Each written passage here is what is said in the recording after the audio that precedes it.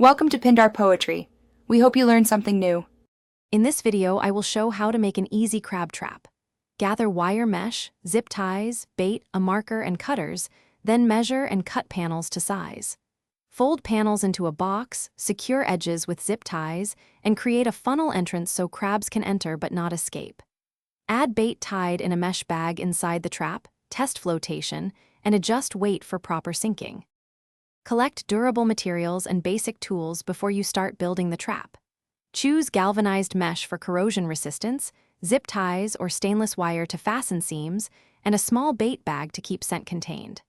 Measure panels to match local regulations, assemble the box shape, and create a tapered funnel entrance.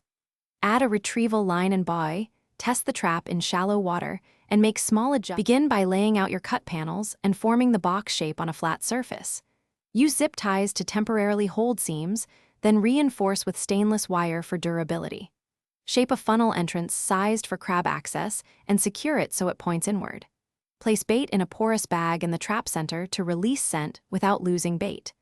Attach a retrieval line and buoy, then test and tweak sink rate and entrance fit.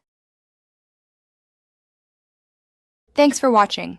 Consider subscribing if we helped you.